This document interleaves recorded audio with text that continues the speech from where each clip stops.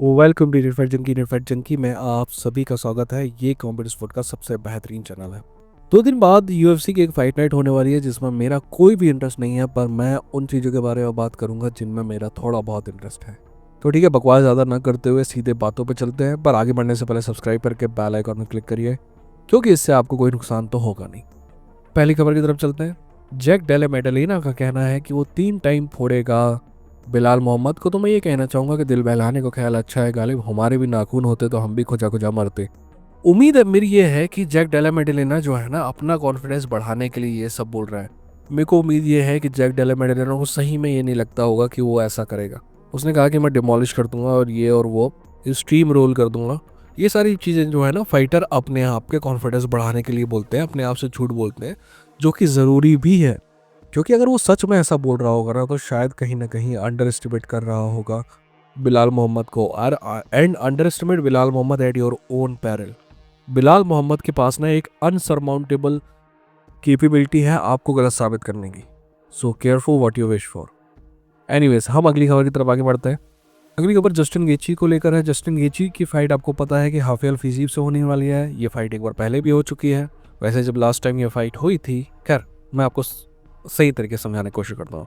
आप सभी को पता है कि पहले फाइट जो डैनुकर से होने वाली थी, डैनुकर को इंजरी हुई। इंजरी में जब रिप्लेसमेंट ढूंढा गया, रिप्लेसमेंट की कहानी हम आगे बढ़ेंगे, बट जो भी है, दे एंडेड अप एट हाफिल फिजीब।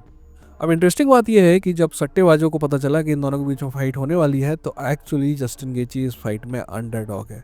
और सभी को ये लग रहा है कि ये अंडरडॉग कैसे हो गया जस्टिन गेची इस फाइट में। तो मैं उन सबको जवाब देना चाहता हूँ कि एक्चुअली इन दोनों के बीच में एक फाइट हो चुकी है। आप जाके उस फाइट को देखिए तो आपको एग्जैक्टली पता चल जाएगा कि आखिर क्यों अंडरडॉग है जस्टिन गेची इस फाइट में। जब मैंने वो फाइट स्कोर की थी, तो मेरे ख्याल से हम लाइव थे, तो मैंने वो फाइट जो है शायद हाफिल फिजीब के लिए स्कोर की थी। बट इसका मतलब ये बिल्कुल भी नहीं था कि हाफिल फिजीब को नहीं हरा सकता Justin Gaethje. As a matter of fact, if Justin Gaethje is a underdog, I think it's a good underdog. I will take bet on it, although I am not suggesting anybody do that. ठीक है ना भाई? तो ऐसा है कि Justin Gaethje underdog होना is not a very surprising और शॉकिंग थिंग फॉर मी, है ना। आगे की खबर की तरफ चलते हैं। एक्चुअली अगली खबर भी बहुत हद तक इसी खबर से जुड़ी हुई है, इसीलिए इन दोनों को मैंने साथ कर रहा हूँ। देखिए, कुछ देर पहले जस्टिन गेची का मैसेज आया। उसने कहा कि ये फाइट मैक्स होलोवे को ऑफर हुई, उसने मना कर दिया। डस्टिन पोरिये को ऑफर हुई, उसने मना कर दिया। मोइकानो बहुत फाइटिंग के लिए आगे आगे मर रहा था, पर जब मोइकानो को कॉल गया तो उसने भी मना कर दिया। फिर अरमान को कॉल गया और अरमान सरयूकन ने भी ये फाइट के लिए मना कर दिया। और एंड में हाफिल फिजीब इस फाइट के लिए तैयार हुआ। सो कूडोस टू हिम। इस टाइप का मैसेज जस्टिन गेची ने किया, जो कि करने की जरूरत न थी नहीं। आप क्या कर रहे हैं? आप ये कहना चाह रहे हैं कि भाई शॉर्ट नोटिस पे फाइट नहीं ली तो तुम टुच्चे हो। मैं ये पूछना चाहूंगा कि जस्टिन गेची ने अपने करियर में कितनी शॉर्ट नोटिस की फाइट ली है, जबकि मैं डस्टिन को देख चुका हूँ शॉर्ट नोटिस पे फाइट लेते हुए। अरमान सरयूकन की जिंदगी की पहली फाइट जो यूएफसी में थी, वो शॉर्ट नोटिस फाइट थी। हमने मैक्स हॉलोवे को देखा है कि शॉर्ट नोटिस की फाइट लेते हुए। मोइकानो अभी अभी शॉर्ट नोटिस वाली फाइट लिया है, और अभी ये शॉर्ट नोटिस वाली फाइट नहीं ले रहे हैं, इसलिए उनका मजाक उड़ा रहे हैं। तो that I don't find it in a good taste. Anyways, बात वो नहीं है। बात यह है कि इसके बाद अरमान ने जवाब दिया कि एक्चुअली मैंने ना नहीं कहा, मैंने सिर्फ इतना कहा क्योंकि सिर्फ ये 11 दिन की बात है, राइट। 11 दिन का शॉर्ट नोटिस है, तो हम 155 की जगह 160 में फाइट कर सकते हैं क्या? अगर हम 160 के कैच वेट में फाइट करने को तैयार हैं, तो I was ready for it, and I think that's a perfect way to deal with it, है ना। जो 11 दिन बचे हुए हैं आपके, उसमें आपको एक्सट्रीम वेट कट नहीं करना पड़ेगा, क्योंकि आप सभी को पता है कि 10 दिन जब फाइट के बचे होते हैं, तो उस सिर्फ एकलौता काम जो फाइटर के पास बच जाता है वो वेट कट होता है। तो 160 वेट में फाइट कर लेते, क्योंकि मुझे समझ नहीं आता 160 वेट में फाइट करने से किसी का क्या नुकसान होने वाला था। अरमान सरयूकन की अपनी पोजीशन नहीं खोती, कोई दिक्कत नहीं थी। हार जाता तो खोती, पर एक्चुअली अगर जीत जाता तो ज़्यादा बढ़ती भी नहीं। वहीं दूसरी तरफ हमें सभी को पता है कि जस्टिन गेची जो है वो टाइटल पिक्चर से आउट हो गया है, तो इस बात की जिद पकड़ने का क्या मतलब है कि हम 155 में ही फाइट करेंगे। तो अरमान सरयूकन ने कहा कि भाई मैं 160 पे फाइट करने को तैयार था, पर मुझे बताया गया कि वो कोई ऑप्शन है ही नहीं।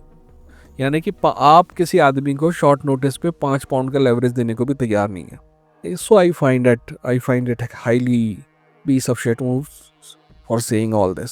एनीवेज, हम आगे बढ़ते हैं, अगली खबर की तरफ चलते हैं। अगली खबर प्रेडेटर फ्रांसिस गानो को लेकर है। फ्रांसिस गानो ने हाल ही में दिए गए एक इंटरव्यू में कहा कि उसके पास 5-6 ऑफर चल रहे हैं कि वो नेक्स्ट फाइट किससे करेगा, जिनमें से एक ऑफर एक्चुअली फ्यूरी से फिर भी फाइट करने का है, मुझे समझ में नहीं आ रहा। फ्यूरी कह रहा है कि मैं रिटायर हो गया, जबकि मुझे पता है कि वो एक्चुअल में रिटायर नहीं हुआ है। But I don't think so कि उसकी नेक्स्ट फाइट फ्रांसिस नगानू से होने वाली है। उसने ये भी कहा कि चिजोरा से फाइट की बात कर रही है, बात चल रही है। मैं चाहता हूँ कि ये फाइट हो। एक्चुअली मैं पर्सनली चाहता हूँ, फ्रांसिस ने ऐसा नहीं कहा कि वो चाहता है, मैं चाहता हूँ कि ये फाइट हो। उसके अलावा उसने कहा कि डियोंटे वाइल्डर से भी बात चल रही है और व्लादिमीर क्लिचको से भी बात चल रही है। दोस्त, पिछले 50 साल के हैवीवेट बॉक्सिंग के सबसे बोरिंग एरा के लिए अगर कोई रिस्पॉन्सिबल था ना, तो उसके लिए रिस्पॉन्सिबल था व्लादिमीर क्लिचको। विटाली क्लिचको नहीं, व्लादिमीर क्लिचको। और क्योंकि सेकंड बेस्ट फाइटर जो था उसका भाई था, तो उसके थ्रोन को कभी उसने चैलेंज किया नहीं। विटाली क्लिचको WBC चैंपियन बन के ही खुश था। और सच कहूँ तो मेरे को इन दोनों की ना पॉलिटिक्स बिल्कुल ही पसंद नहीं है। ना विटाली की पॉलिटिक्स पसंद है, ना व्लादिमीर की पॉलिटिक्स पसंद है। हरामी है साले दोनों। तो मैं तो सच में ये चाहता हूँ कि एक्चुअली व्लादिमीर से फाइट हो और फ्रांसिस नगानू ना इज्जत से नॉकआउट करे व्लादिमीर को, जो कि वो कर सकता है। क्योंकि लोग भूल गए हैं व्लादिमीर की लास्ट चेन है जो फ्रांसिस के सामने टिकेगी नहीं। ये बात अलग है कि अब भी इतनी एज में भी व्लादिमीर एक्चुअली फ्रांसिस से बेहतर बॉक्सर होगा। But I would like to see this fight. I would like to see these two piece of shit get some kind of a lesson. Anyways, हम मूव ऑन करते हैं अगली खबर की तरफ। अगली खबर इलिया टोपुरिया को लेकर है। इलिया टोपुरिया ने एक बात बहुत स्पष्ट कर दी है कि वो कंटेंडर फाइट के लिए अवेलेबल नहीं है, वो सिर्फ टाइटल फाइट के लिए अवेलेबल है। अब आपको सोचना है कि क्या इलिया टोपुरिया ने इतना सारा अचीव किया था 145 में कि 155 को उसको टाइटल शॉट ऐसे ही दे दिया जाए? तो उसका जवाब ही मेरे को नहीं लगता कि ऐसा कुछ अचीव किया था उसने। हाँ, 155 में उसका अचीवमेंट बहुत अच्छा है, बट इतना भी नहीं है कि 155 को उसको टाइटल शॉट दे दिया जाए। तो क्या उसको टाइटल शॉट दिया जा सकता है? एक्चुअली दिया जा सकता है, क्योंकि इसके पहले ऑलरेडी एक प्रेसिडेंस है, और वो है कॉनर मैकग्रेगर का। कॉनर मैकग्रेगर ने भी 145 का टाइटल शॉट जीता, और इलिया ने तो कम से कम एक डिफेंस भी किया है। कॉनर ने तो एक डिफेंस भी नहीं किया और सीधे 155 का टाइटल शॉट मिला उसको। बट क्या इलिया टोपुरिया कॉनर मैकग्रेगर है? शायद भविष्य में हो सकता है, बट अभी तो नहीं है। तो फिर क्या नहीं मिलेगा उसको? नहीं।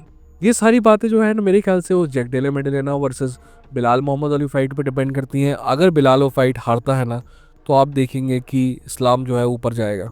और फिर जब ये 155 का टाइटल वेकेंट होगा ना, तो शायद हम चार्ल्स ओलिवेरा वर्सेस इलिया टोपुरिया देख सकते हैं। And I want to see that fight. अगली खबर जो है वो वोल्कानोव्स्की को लेकर है। वोल्कानोव्स्की ने यह बात स्पष्ट कर दी है कि वो अपने रिटायरमेंट के करीब है। वो ये नहीं कह रहा है कि वन एंड डन और एक फाइट मैं करूंगा और उसके बाद रिटायर हो जाऊंगा, बट उसने ये कहा है कि शायद 2-3 साल मैं रहूंगा, उसके बाद मैं अपने आप को रिटायरमेंट में देखता हूँ। उसने ये भी स्पष्ट किया है कि इस बात से फ़र्क नहीं पड़ता कि वो फाइट जीते या नहीं जीते, वो अगले 2-3 साल में रिटायर हो जाएगा। And I would like him to do that. देखिए, हमारी एक बहुत टुच्ची सी आदत है कि हम बहुत जल्दी किसी को नए आदमी को सर पर चढ़ा लेते हैं और पुराने आदमी को भूल जाते हैं। मेरे हिसाब से ऐसे ही कुछ हमने वोल्कानोव्स्की के साथ किया है। हमें बहुत टाइम लगा वोल्कानोव्स्की को एक्सेप्ट करने में, बट रिजेक्ट करने में बहुत कम टाइम लगा। मेरा मानना है कि अभी भी वोल्कानोव्स्की की जो लेगेसी है, वो पूरी UFC में अगर कोई टक्कर दे सकता है वोल्कानोव्स्की की लेगेसी को, तो वो सिर्फ एलेक्स पेरेरा है या फिर इस्लाम मकाचाव है। इसके अलावा मेरा नहीं मानना है कि UFC में आज कोई ऐसा फाइटर है जिसकी लेगेसी वोल्कानोव्स्की से बेहतर है। और अगर मुझसे आप पूछें तो मेरा मानना है कि Volkanovski deserved a rematch with Ilia Topuria. मैं ये नहीं कह रहा हूँ कि Volkanovski deserve a rematch for a title shot. नहीं, मेरे ख्याल से टोपुरिया को फिर से फाइट करनी चाहिए थी। वोल्कानोव्स्की को उसका ड्यू देना चाहिए था जब वोल्कानोव्स्की ने उसको उसका ड्यू दिया था। तो फिर हारता या जीतता वो इलिया टोपुरिया अगर 155 में चला जाता, तो I wouldn't have any problem. और इलिया टोपुरिया का बार बार ये कहना है कि वो वेट कट नहीं कर पा रहा, वेट कट नहीं कर पा रहा है, मुझे ये थोड़ी सी बात प्रॉब्लमेटिक लगती है। कि अगर वो वेट कट नहीं कर पा रहा है ना, तो अच्छी बात है कि वो 155 में जा रहा है, बट अगर आप इलिया टोपुरिया का बॉडी फ्रेम देखेंगे ना, तो वो बॉडी फ्रेम परफेक्टली बना हुआ है 145 के लिए, 155 के लिए नहीं बना हुआ है। इलिया के पास जो सुपर पावर्स है ना 145 में, क्या वो 155 में भी रहेंगी? बिल्कुल रहेंगी, बट उनका पावर उतना नहीं रह जाएगा। वही Volkanovski carried everything with him to 155। दूसरी फाइट अगर अब इस्लाम मकाचब से भूल भी जाए ना तो चलेगा, क्योंकि ऐसा होता रहता है। वो भी शॉर्ट नोटिस फाइट थी। बट पहली फाइट आपने किसी फाइटर को देखा है पिछले 10 साल में इस्लाम मकाचब को इतनी टक्कर देते हुए? और वो भी 145 का फाइटर। सो मेरा मानना है कि अलेक्जेंडर वोल्कानोव्स्की को अभी कुछ साबित नहीं करना है। He doesn't have to prove anything to anybody. उसको किसी के अप्रूवल की ज़रूरत नहीं है। ना मेरे अप्रूवल की ज़रूरत है, ना आपके अप्रूवल की ज़रूरत है, ना आपके बाप के अप्रूवल की ज़रूरत है। Whenever he will say goodbye to the UFC or the fight game, we will say thank you for your service.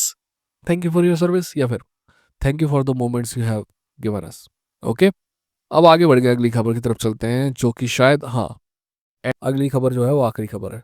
अगली खबर एलेक्स पेरेरा और डेनियल कॉर्मियर को लेकर है, क्योंकि डेनियल कॉर्मियर के सामने माइक है तो उसे कुछ ना कुछ तो बोलना है। उसने कहा कि मैं इस डिसीजन से बिल्कुल पक्ष में नहीं था कि शॉन स्टेटलैंड को कॉर्नर करे एलेक्स पेरेरा।